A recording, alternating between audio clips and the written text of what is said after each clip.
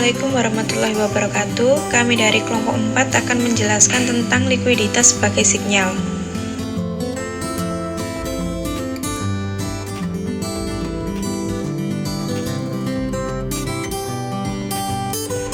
Salah satu ciri mencolok dari krisis likuiditas dalam dekade terakhir adalah kerentanan ekstrim bank dan perusahaan terhadap guncangan likuiditas. Di satu sisi, perusahaan ingin likuiditas diasurasikan dari guncangan likuiditas. Di sisi lain, pengusaha menggunakan likuiditas sebagai sinyal. Ketika likuiditas digunakan sebagai sinyal, perusahaan meminta likuiditas yang tidak mencukupi sehingga menyebabkan kerentanan terhadap guncangan likuiditas. Kemungkinan ini memperumit kebijakan. Batasan yang diberlakukan sendiri oleh perusahaan pada permintaan likuiditas bahwa membanjiri pasar dengan likuiditas luar tidak akan menyelesaikan krisis likuiditas. Sebagian besar literatur tentang kebijakan likuiditas berfokus pada penawaran agregat likuiditas, dengan mengandalkan asumsi bahwa setelah dimasukkan, likuiditas akan mengalir ke tempat yang dibutuhkan.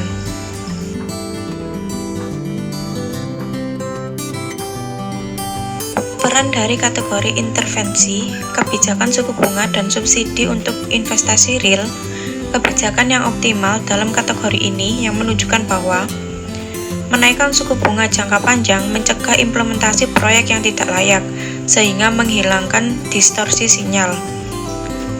Pada gilirannya, karena kebijakan suku bunga tidak tepat sasaran, kebijakan tersebut harus dilengkapi dengan subsidi investasi untuk mengurangi efek distorsi.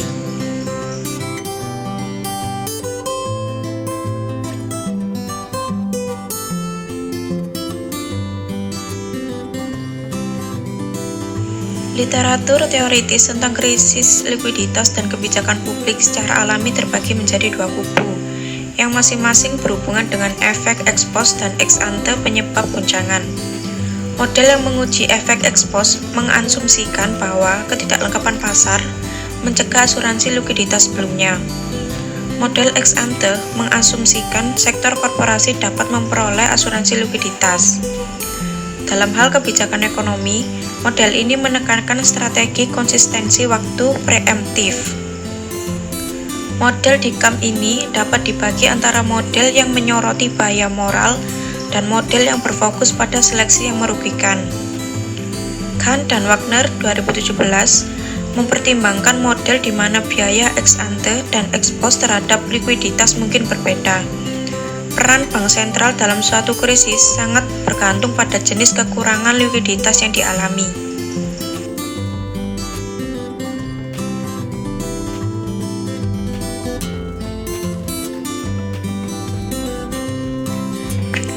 Ada 3 tanggal 0, tanggal 1, dan tanggal 2, dan ada satu barang. Agen bebas risiko dan tidak memberikan diskon. Ada teknologi penyimpanan yang mengubah 1 unit barang pada tanggal T menjadi 1 unit pada tanggal T plus 1. Investor luar atau konsumen diberkahi dengan sejumlah besar sumber daya pada tanggal 0, cukup untuk membiayai semua proyek dalam perekonomian, dan mereka dapat memberikan pinjaman secara kompetitif. Kekayaan mereka tidak dapat dijaminkan, sehingga mereka tidak dapat meminjam tanpa janji untuk membayar kembali di masa depan.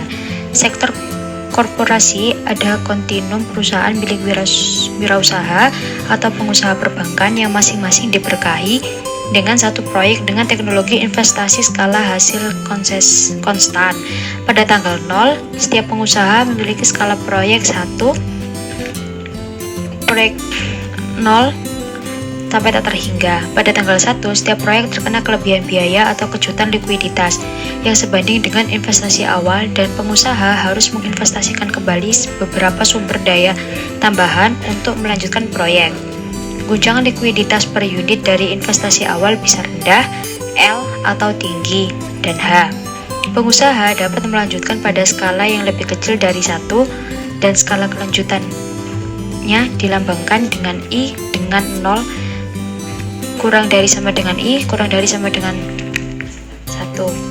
Jadi total input investasi sama dengan 1 plus I L atau I plus 1H.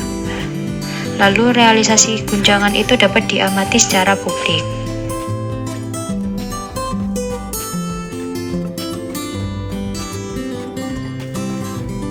Dengan penyimpanan tidak ada kekurangan likuiditas karena investor atau konsumen luar diberkahi dengan sumber daya yang cukup untuk mendanai semua proyek dalam perekonomian dan mereka dapat memberikan pinjaman secara kompetitif. Kami telah secara efektif mengasumsikan bahwa tingkat suku bunga adalah 0. Akan tetapi, pemerintah dapat menggunakan kekuatan perpajakannya untuk mentransfer sumber daya dan dengan demikian memanipulasi tingkat bunga.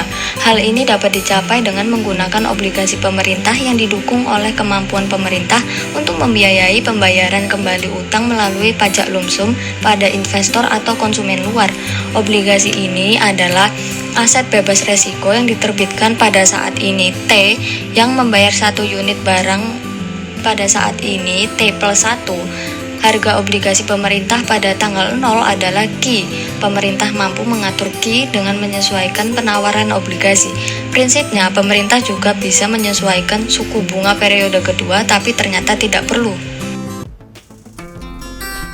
Baik, selanjutnya adalah discussion of the policy result atau diskusi tentang hasil kebijakan. Dalam kebijakan ex ante, penyimpanan telah tersedia untuk semua agen sebagai cara untuk menyediakan asuransi likuiditas dan oleh karena itu tidak ada kekurangan dalam pasokan likuiditas.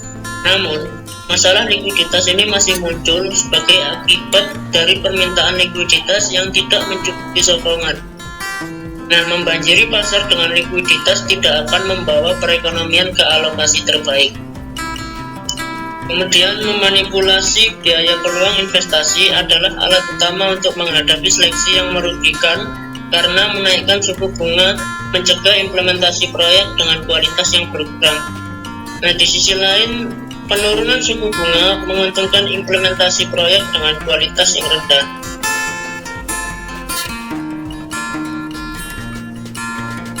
Nah, mengingat likuiditas sangat mahal, masuk akal untuk mempelajari kebijakan untuk menarik pengusaha agar memiliki lebih banyak likuiditas.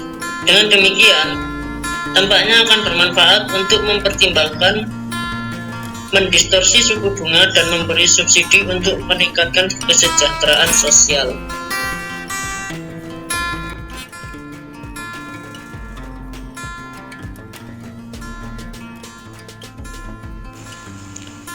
Adanya pendapatan yang tidak dijaminkan membatasi pembayaran dari pengusaha kepada investor atau konsumen luar.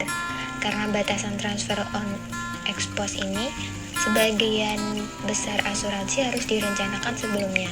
Jika wirausahawan berisiko netral dan investor luar tidak mau mengambil risiko, cara paling jelas untuk menawarkan asuransi kepada investor luar adalah dengan wirausahawan memiliki kolam likuiditas yang besar. Kepemilikan likuiditas mengurangi kebutuhan likuidasi dalam keadaan guncangan tinggi, sehingga menjamin pembayaran yang stabil kepada investor luar. Dalam kasus ekstrim dengan penghindaran resiko yang tidak terbatas, maka saya sama dengan saya. Dalam pengaturan kami, penghindaran resiko akan mengurangi trade-off antara likuiditas dan ukuran.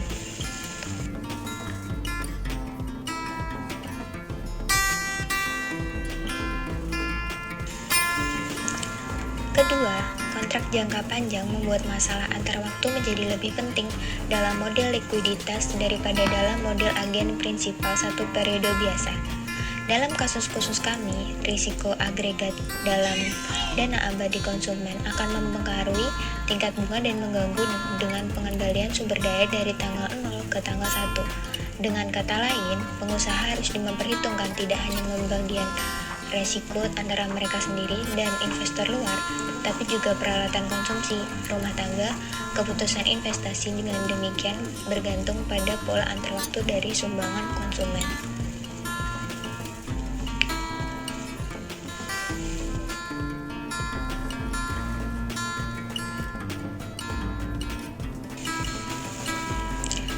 Secara keseluruhan, penghindaran risiko akan mendorong pengusaha untuk menahan lebih banyak likuiditas dan membuat kontrak bergantung pada risiko agregat.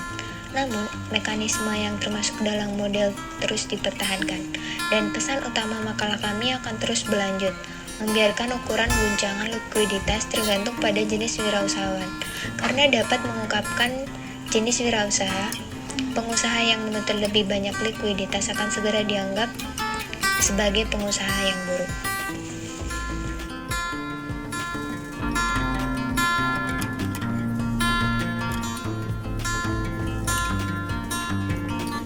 Yang selanjutnya adalah conclusion atau kesimpulan. Kami telah memperluas model manajemen likuiditas standar likuiditas untuk memasukkan pilihan yang merugikan. Untuk menandai tipe mereka, pengusaha menyukai leverage dengan mengorbankan asuransi likuiditas. Distorsi ini dapat dihilangkan dengan kebijakan suku bunga bersama dengan subsidi untuk investasi real. Kami melakukan analisis ex ante terhadap banyak kebijakan ekonomi sehingga kami tidak memerlukan kebijakan transfer untuk mencapai alokasi terbaik kedua. Akibatnya kami juga tidak memerlukan kebijakan pencegahan yang bertujuan untuk membuat sistem keuangan lebih aman, seperti membatasi leverage keuangan atau menerapkan standar likuiditas. Hal ini muncul sebagai konsekuensi wajar dari masalah moral hazard yang dapat sepenuhnya dihilangkan dengan kebijakan ex ante.